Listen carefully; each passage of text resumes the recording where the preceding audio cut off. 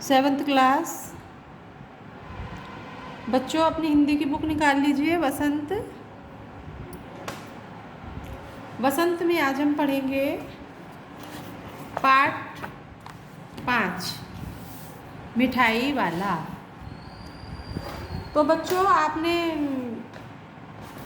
जो गलियों में घूमते हैं फेरी वाले, उनकी आवाज़ें सुनी होंगी हैं। फेरी वाले कितने सारे आते हैं। कोई केले बेचने वाला, फल बेचने वाला, अलग अलग मूंगफली वाले, सब्जी वाले हैं, कपड़े वाले, कितने सारे आते हैं फेरी वाले। तो उनकी वो कैसे आवाज़ लगा लगा कर बेचते हैं। सबकी आवाज़ लगाने का जो तरीका होता है वो क्या होता है, सबका अलग अलग होता है। कई बार तो आवाज़ से पहचान लेते हैं कि हाँ वो आया है। तो इसी प्रकार से बच्चों ये पाठ है आपका मिठाई वाला। तो एक व्यक्ति है, वो मिठाई बेचने आता है। मिठाई वाला लिखा है उसमें। मिठाई जो है वो बेचता है। कभी खिलौने बेचता है, कभी बांसुरी लाता है। इस तरह से वो अलग अलग तरीके की चीज़ें बेचने के लिए लाता है। तो बच्चों ये है आपका मिठाई वाला। तो बहुत ही मीठे स्वरों में, बहुत ही मीठे स्वरों के साथ वह गलियों में घूमता हुआ कहता है, बच्चों को बहलाने वाला, खिलौने वाला। बड़ी सुरीली आवाज़ में वो जो है बोलता है कि बच्चों को बहलाने वाला, खिलौने वाला। तो इतना ही वाक्य बोलता है। इस अधूरे वाक्य को वो बड़े विचित्र ढंग से बोलता है, बड़े सुंदर, मादक, मधुर और गा गा करके उसको बोलता है कि सुनने वाले क्या है, अस्थिर हो जाती हैं। अस्थिर मतलब वहीं के वहीं रुक जाते हैं, उसकी बात को सुनने लगते हैं कि अरे कौन आया है, नया है। तो अभी तुम्हें भी कुछ अलग सा कुछ लगेगा तो तुम भी उसको एक बार स्थिर होकर के सुनोगे। तो इस प्रकार से सुनने वाले जो हैं अस्थिर हो उठते हैं। उसके स्नेहाभिषेक से फूटा हुआ गान सुनकर निकट के मकानों में हलचल मच जाती है। यानी वो इतना सुंदर गाता है, इतना सुंदर बोलता है कि जो आसपास के इतने स्नेह मतलब भरा हुआ है उसकी भाषा में, बड़े सुंदर ढंग से जब वो बोलता है प्रेम पूर्वक, तो सामने जो आसपास में मकान है निकट में, उनमें हलचल मच जाती है कि मिठाई वाला आ गया है ना। छोटे छोटे बच्चों को अपनी गोद में लिए युवतियाँ चिको को उठाकर छज्जों पर नीचे देखने लगती हैं। तो उसकी आवाज़ सुन करके जो माताएं हैं, युवतियाँ हैं, अपने अपने बच्चों को क्या है गोद में ले लेती हैं और अपनी चिक क्या होता है, जो दरवाजे पर लगी हुई एक टाट की का पर्दा सा होता है ना, उसको हटा करके देखने। हमारे क्या है समाज में पर्दा प्रथा है ना, तो स्त्रियाँ बाहर नहीं निकलती हैं। तो वो आवाज़ सुन करके चिको को उठाकर देखती हैं। कुछ अपने छज्जों के नीचे ही आ जाती हैं और गलियों में देखने लगती हैं। और गलियों में जो बच्चे खेल रहे होते हैं, गलियों और उनके अंतर्व्यापी छोटे छोटे उद्यानों में खेलते इठलाते बच्चों का झुंड उसे घेर लेता है। अर्थात जो बच्चे गलियों में होते हैं, इधर उधर होते हैं, वो उद्यानों में खेल रहे होते हैं, तो वो क्या है इठलाते हुए अर्थात खुश होते हुए से और अपने माता पिता से पैसे लेने चले जाते हैं और जो है आ करके सब मिठाई वाले को चारों ओर से घेर लेते हैं। बच्चों का झुंड आकर के घेर लेता है। तब वह खिलौने वाला वहीं बैठ करके खिलौनों की अपनी पेटी खोल देता है। खिलौने वाला वहीं बैठ जाता है और अपने खिलौनों की पेटी खोलता है। बच्चे बड़े पुलकित होकर उठते हैं। पुलकित माने प्रसन्न, आनंदित हो उठते हैं। बच्चे बहुत अधिक आनंदित हो उठते हैं। वे पैसे लाकर खिलौने मोलभाव करने लगते हैं। पूछते हैं इसका दाम क्या है, और इसका दाम है, इसका यानी इसका दाम क्या है। वो अपनी तुतलाई आवाज़ में बोलते हैं कि ये कितने पैसे का है, इसका दाम क्या है, इसका दाम क्या है। जो खिलौना उनको पसंद आता है वो उनके अलग अलग उनसे दाम पूछने लगते हैं। खिलौने वाला बच्चों को देखता और उनकी नन्ही नन्ही उंगलियों से पैसे ले लेता। यानी खिलौने वाला को बहुत अच्छे लगते थे बच्चे, जब इस तरह से बोलते थे बहुत प्यारे लगते थे उसको।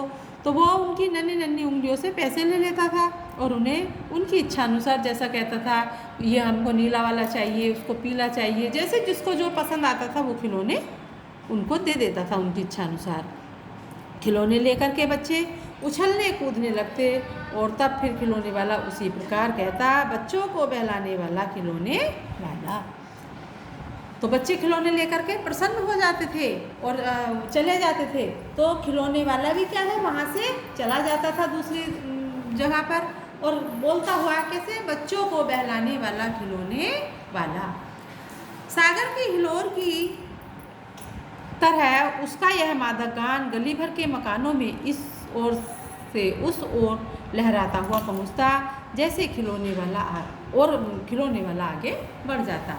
क्या क्या है कि जो खिलौने वाला था वो वहाँ खिलौने दे करके बच्चों को आगे बढ़ जाता था और कहता हुआ चला जाता था कि बच्चों को बहलाने वाला खिलौने वाला।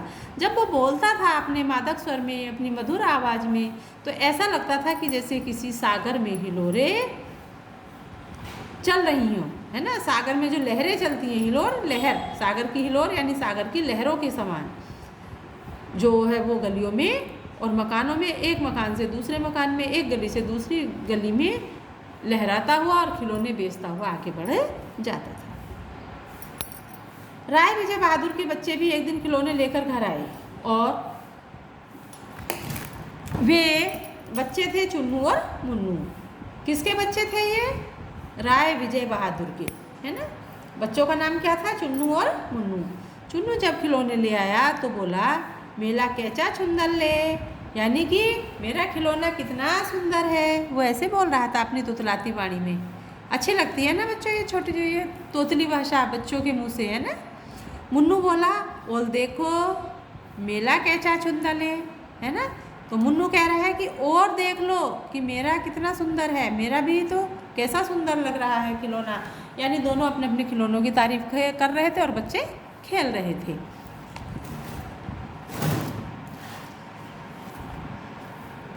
दोनों अपने हाथी घोड़े लेकर घर भर में उछलने लगे। इन बच्चों की माँ रोहिणी कुछ देर तक खड़े खड़े उनका खेल निरखती रही। यानी बच्चे दोनों खेल रहे थे खिलौनों से अपने, और उनको बच्चों की जो माँ रोहिणी है, उनकी माँ का नाम रोहिणी, कुछ देर तक खड़े होकर के इन बच्चों की जो है मतलब खेलते हुए उनको निरख रही। निरखना माने देख करके प्रसन्न होना, अपने बच्चों की बाल लीला को देख करके प्रसन्न हो रही थी। अंत में दोनों बच्चों को बुलाकर उसने पूछा, अरे ओ चुन्नू मुन्नू, ये खिलौने तुमने कितने में लिए हैं? मुन्नू बोला, 2 पैसे में। खिलौने वाला दे गया है। रोहिणी सोचने लगी कि इतने सस्ते कैसे दे गया है, कैसे दे गया, यह तो वही जाने, लेकिन दे तो गया ही है, इतना तो निश्चय है। जरा यानी वो जो है रोहिणी जो है वो इस विषय में सोचने लगती है। जरा सी बात ठहरी, रोहिणी अपने काम में लग गई। फिर कभी उसे इस बात पर विचार ही नहीं आया, करने की आवश्यकता ही नहीं पड़ी, भला क्यों पड़ती। चलो खिलौने दे गया, खरीद लिए और लेकर के चला गया, देकर चला गया। अब फिर वो 6 महीने बाद वही खिलौने मतलब फिर आता है। अब देखिए कैसे आता है वो। नगर भर में 4 दिनों से एक मुरली वाले के आने का समाचार फैल गया। लोग कहने लगे, भाई वाह, मुरली बजाने में वह एक उस्ताद है। मुरली बजाकर गाना सुनाकर वह मुरली बेचता भी है, सो भी 2-2 पैसे में। भला इसमें उसे क्या मिलता होगा, मेहनत भी तो ना आती होगी। तो 6 महीने बाद फिर मोहल गली में नगर में जो है चर्चा होने लगी कि एक मुरली बेचने वाला आता है और 2-2 पैसे में मुरली देता है और बहुत सुंदर मुरली बजाता है, उसके बराबर मुरली बजाने वाला अच्छा कोई भी नहीं है। इस तरह से जो है पूरे गली में, मोहल्ले में, नगर में जो है चर्चा होने लगी। और एक व्यक्ति ने पूछ ही लिया एक बार उससे कि कैसा है वह मुरली वाला, मैंने तो उसे नहीं देखा। उत्तर मिला, उम्र तो उसकी अभी अधिक नहीं होगी, बस यही 30-32 का होगा, दुबला पतला गोरा युवक है, बीकानेरी रंगीन सापा बांधता है। वही तो नहीं है जो पहले खिलौने बेचा करता था। क्या वह पहले खिलौने भी बेचा करता था? अब उनको जो है पहली बात याद आ जाती है कि क्या पहले खिलौने भी बेचता था क्या? जी हाँ, जो आकार प्रकार तुमने बताया है, यानी जैसा उसका डील डोल बताया उसी प्रकार का वह भी था जो खिलौने बेचने आता था, तो वही होगा। पर भाई है वह एक उस्ताद, यानी उसकी जो है तारीफ कर करने लगे, आपस में चर्चा कर रहे थे और वार्तालाप में उसकी खिलौने वाले की तारीफ हो रही थी। प्रतिदिन इसी प्रकार उस मुरली वाले की चर्चा होती। प्रतिदिन नगर की प्रत्येक गली में उसका मादक मृदुल स्वर सुनाई पड़ता, बच्चों को बहलाने वाला मुरलिया वाला। अब वह कह रहा है कि बच्चों को बहलाने वाला मुरलिया वाला। रोहिणी ने भी मुरली वाले का यह स्वर सुना, तुरंत ही उसे खिलौने वाले का स्मरण हो आया। उसने मन ही मन कहा, खिलौने वाला भी इसी तरह गा गा कर खिलौने बेचा करता था। रोहिणी उठकर अपने पति विजय बाबू के पास गई। जरा उस मुरली वाले को बुलाओ तो चुन्नू मुन्नू के लिए ले लूँ, क्या पता यह है फिर इधर आए या ना आए। वे भी जान पड़ता है पार्क में खेलने निकल गए हैं। कौन? दोनों बच्चे, चुन्नू और मुन्नू। विजय बाबू एक समाचार पत्र पढ़ रहे थे। उसी तरह उसे लिए हुए वे दरवाजे पर आकर मुरली वाले से बोले, क्यों भाई, किस तरह देते हो मुरली? किसी की टोपी गली में गिर पड़ी, किसी का जूता पार्क में छूट गया और किसी की सोथनी यानी पाजामा जो पहनते हैं, है ना, वो ढीली हो गई, होकर के लटक आई। तो यानी बच्चे जो है जैसे जिस वेश में थे वो दौड़ते दौड़ते हाँफते हाँफते मुरली वालों के पास आ गए, तो बच्चों का झुंड वहाँ इकट्ठा हो गया। इस प्रकार से देखिए, आप जैसे चित्र में देख रहे हैं, है ना, मुरली वाला है, मुरली बजा बजा के बेच रहा है। बच्चे कितने आनंदित हो रहे हैं और चारों तरफ से आकर के मुरली वाले को घेर लिया है ना बच्चों।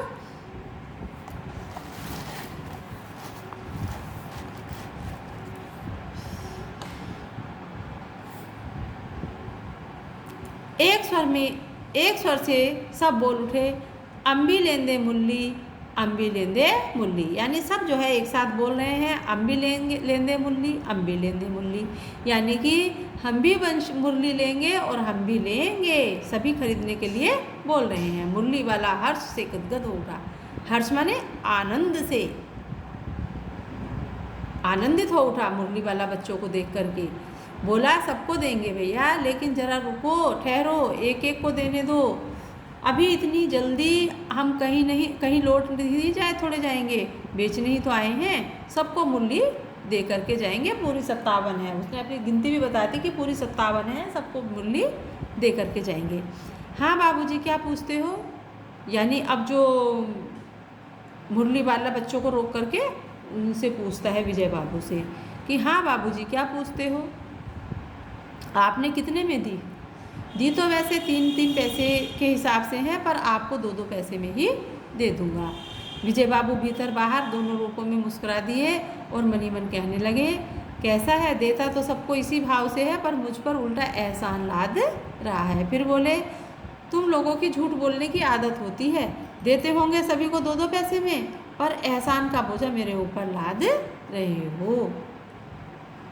मुरली वाला एकदम अतिप्रभ हो गया, यानी आसन्न हो गया, दुखी परेशान हो गया। बोला, आपको क्या पता बाबूजी कि इसकी असली लागत क्या है? यह तो ग्राहकों का दस्तूर मतलब उनकी आदत होती है कि दुकानदार चाहे हानि उठाकर चीज़ क्यों ना बेचे, पर ग्राहक यही समझते हैं कि दुकानदार मुझे लूट रहा है। आप भला काहे को विश्वास करेंगे, लेकिन सच पूछिए तो बाबूजी, असली दाम 2 ही पैसा है। आप कहीं से 2 पैसे में ये मुरली नहीं पा सकते। मैंने तो पूरी 1000 बनवाई थी, तब मुझे इस भाव से पड़ी है, यानी इकट्ठी बनवाई थी तो 2 पैसे में पड़ी है। विजय बाबू बोले, अच्छा, मुझे ज़्यादा वक्त नहीं, जल्दी से 2 निकाल दो। 2 मुरली लेकर विजय बाबू फिर मकान के भीतर पहुंच गए। मुरली वाला देर तक उन बच्चों के झुंड में मुरलियाँ बेचता रहा।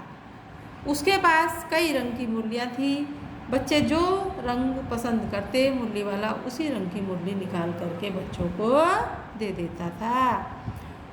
यह बड़ी अच्छी मुरली है, तुम यही ले लो बाबू। राजा बाबू, तुम्हारे लायक तो बस यह है। हाँ भैया, तुमको वही देंगे, यह लो। तुमको वैसी न चाहिए, यह लो। यह नारंगी रंग का ले लो।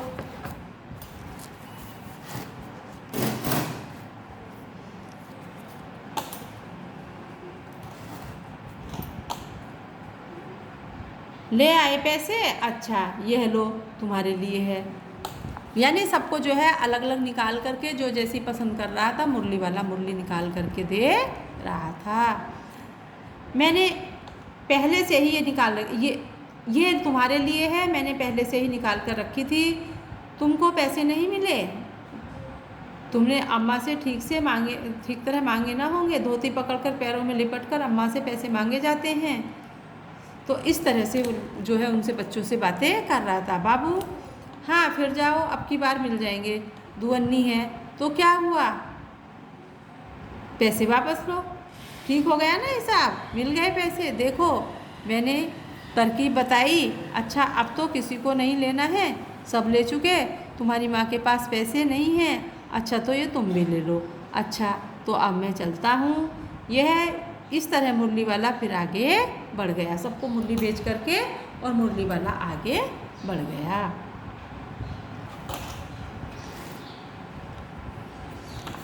अब क्या है, आज अपने मकान पर बैठी हुई रोहिणी मुरली वाले की सारी बातें सुनती रही। आज भी उसने अनुभव किया कि बच्चों के साथ इतने प्यार से बातें करने वाला फेरी वाला पहले कभी नहीं आया। फिर वह सौदा भी कैसा सस्ता बेचता है, भला आदमी जान पड़ता है, समय की बात है। जो बेचारा इस तरह मारा मारा फिरता है, पेट जो ना कराए सो थोड़ा। इस तरह से रोहिणी जो है अपनी बैठे बैठे सोच रही है। इसी समय मुरली वाले का क्षीण स्वर दूसरी निकट की गली में सुनाई पड़ा। यानी मुरली वाले का जो स्वर है अब क्षीण हो गया और दूसरी गली में सुनाई पड़ा। बच्चों को बहलाने वाला मुरलिया वाला। रोहिणी इसे सुनकर मनी मन कहने लगी, और स्वर कैसा मीठा है इसका। बहुत दिनों तक रोहिणी को मुरली वाले का वह मीठा स्वर और उसकी बच्चों के प्रति वह स्नेहासिक्त बातें याद आती रही। महीने के महीने आए और चले गए, फिर मुरली वाला ना आया। धीरे धीरे उसकी स्मृति माने उसकी यादगार जो है क्षीण हो गई, अर्थात नष्ट हो गई। यानी जो उसकी मानसिक पटल पर जो स्मृति थी, उसकी जो यादगार थी, वो धीरे धीरे भूल गई, क्षीण हो गई। अब क्या होता है बच्चों, 8 मास बाद यानी कि 8 महीने बाद क्या होता है, सर्दी के दिन थे। रोहिणी स्नान करके मकान की छत पर बैठकर आजानुलंबित केश राशि सुखा रही थी। सर्दी के दिन यानी शरद जाड़ों की ऋतु। रोहिणी स्नान करके मकान की छत पर बैठकर आजानुलंबित यानी कि भुजाओं तक लंबी, आजानुलंबित भुजाओं तक लंबी केश राशि यानी बाल, सिर के बाल। जिसके बाल बहुत लंबे थे, भुजाओं तक लंबे थे, ऐसे अपने बालों को सुखा रही थी। इस समय नीचे की गली में सुनाई पड़ा बच्चों को बहलाने वाला मिठाई वाला। तो धूप में बैठ कर के वो सुखा रही थी, तो उसी समय जो है मिठाई वाले का स्वर सुनाई दिया कि बच्चों को बहलाने वाला मिठाई वाला। मिठाई वाले का स्वर उसके लिए परिचित था। झट से रोहिणी नीचे उतर आई। उस समय उसके पति मकान में नहीं थे। हाँ, उनकी वृद्धा दादी थी। रोहिणी उनके निकट आकर बोली, दादी चुन्नू मुन्नू के लिए मिठाई लेनी है, जरा कमरे में चलकर ठहराओ। मैं उधर कैसे आऊँ, कोई आता ना हो, जरा हटकर मैं भी चिक की ओट में बैठी रहूँगी। दादी उठकर कमरे में आकर बोली, ए मिठाई वाले इधर आना। दादी ने यानी कि मिठाई वाले को बुला लिया। मिठाई वाला निकट आ गया, बोला, कितनी मिठाई दूँ माँ?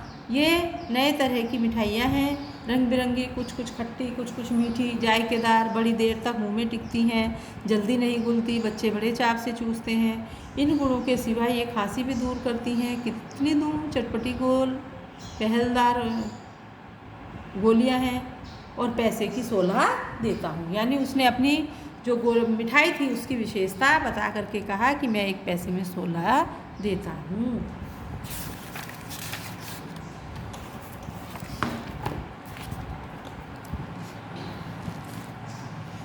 दादी बोली, 16 तो बहुत कम होती हैं, भला 25 तो देते। यानी कि वही ग्राहक और दुकानदार वाली बात है ना।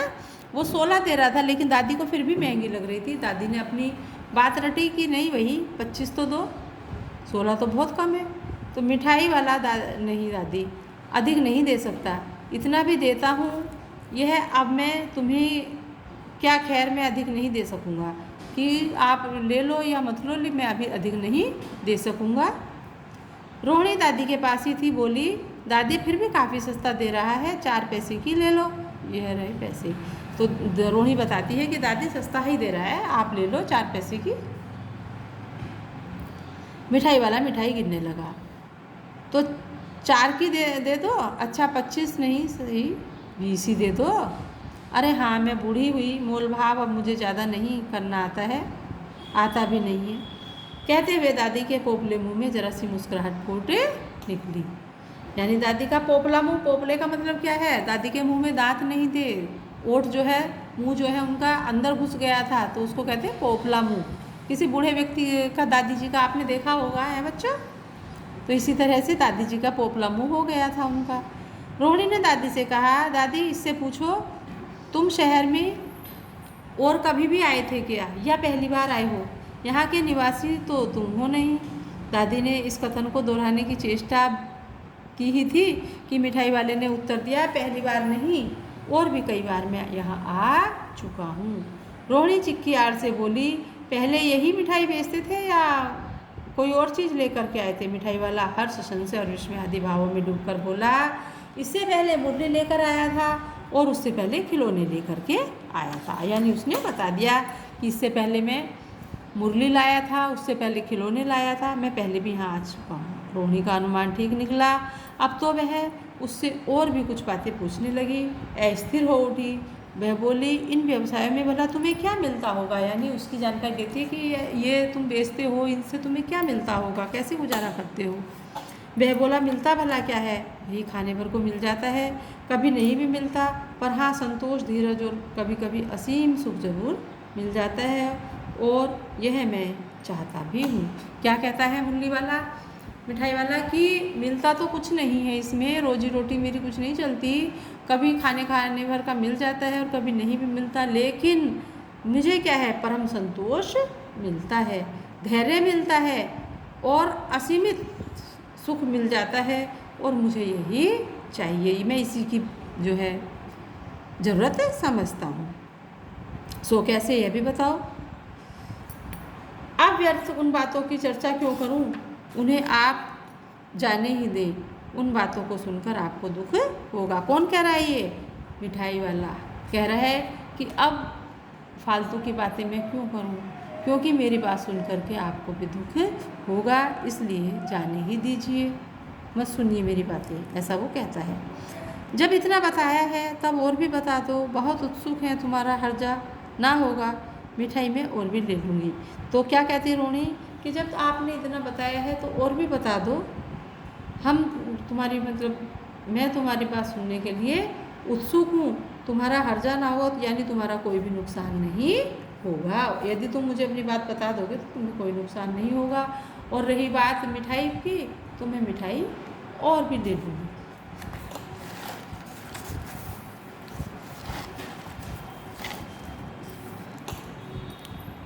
अतिशय गंभीरता के साथ, यानी अत्यधिक गंभीर भाव से जो है मिठाई वाले ने कहा, मैं भी अपने नगर का एक प्रतिष्ठित आदमी था, कि मैं अपने नगर का एक प्रतिष्ठित मतलब विख्यात आदमी था। मकान, व्यवसाय, गाड़ी घोड़े, नौकर चाकर सभी कुछ था। स्त्री थी, यानी उसके पास मकान भी था, नौकर भी थे, स्त्री भी थी, बच्चे भी थे, पूरा परिवार उसका था। बाहर संपत्ति का वैभव था, भीतर सांसारिक सुख था। सुंदर स्त्री थी, मेरी प्राण थी। बच्चे ऐसे सुंदर थे जैसे सोने के सजीव खिलौने। उनकी अटखेलियों के मारे घर में कोलाहल मचा रहता था। अब मिठाई वाला जो है अपनी दास्तान सुनाता है अपना, कि कभी मैं भी, मेरा भी एक सुखी संसार था, मेरे घर में वैभव था, संपत्ति थी। वैभव यानी सभी सुख थे, धन संपत्ति का, है ना, सभी सांसारिक सुख था। उसकी सुंदर स्त्री थी, उसके 2 सुंदर सुंदर बच्चे थे। लेकिन क्या है, समय की गति जो है बदल गई। समय की गति विधाता की लीला, ईश्वर जो चाहते हैं वही होता है ना। वो कहता है विधाता की लीला, ईश्वर जो चाहता है वही होता है। समय की गति है, अब कोई कुछ नहीं कर सकता। दादी प्राण निकाले नहीं निकले, इसलिए अपने उन बच्चों की खोज में निकला हूँ। यानी वो अपनी दुख भरी जो है बात जो है बीती हुई उनको बताता है और कहता है कि दादी मेरे प्राण भी नहीं निकले, लेकिन क्या करता हूँ, ज़िंदगी है तो जीना ही पड़ता है ना। इस तरह से वो दादी से जो है अपनी बात बताता है और सोचता हूँ कि यानी कि अब मैं अपने उन बच्चों की खोज में निकला हूँ, अर्थात जो मेरे बच्चे अब नहीं रहे इस दुनिया में, मैं उनके ढूंढने के लिए निकला हूँ। मैं ये सोचता हूँ क्या वे सब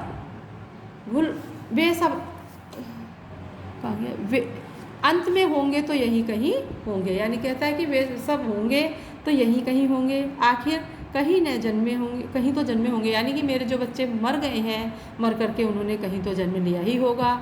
आखिर कहाँ होंगे, इस दुनिया में यहीं पर तो होंगे, इन बच्चों के बीच में ही होंगे। इस तरह मैं घुल कर मरता, यानी उनको याद कर करके अपने शरीर को उनको सोचता रहता है ना, तो फिर भी मर जाता। इसलिए इन बच्चों में ही अपनी खुशी ढूंढता हूँ, अपने बच्चों को ढूंढता हूँ और संतोष के साथ मरूंगा। इस तरह के जीवन में कभी कभी अपने उन बच्चों की झलक सी मिल जाती है। यानी बच्चों के साथ जब मैं खेलता हूँ, बातें करता हूँ, तो बच्चों को प्रसन्न देखता हूँ, तो कभी कभी क्या है, उन बच्चों की झलक, अपने बच्चों की सी झलक मिल जाती है, ऐसा जान मुझे पड़ता है। यानी कि मैं ऐसा सोच लेता हूँ जैसे वे इन्हीं में उछल कूद कर हंस खेल रहे हैं। यानी कि जैसे मेरे बच्चे इन्हीं बच्चों में उछल कूद कर रहे हैं और हंस खेल रहे हैं। पैसों की कमी थोड़े ही है, आपकी दया से पैसे तो काफ़ी हैं, जो नहीं है इस तरह तो उसी को पा जाता हूँ। यानी पैसे धन दौलत की मेरे पास कोई कमी नहीं है, मेरे पास कमी है तो क्या है, बच्चों की है, वो मैं यहाँ से पा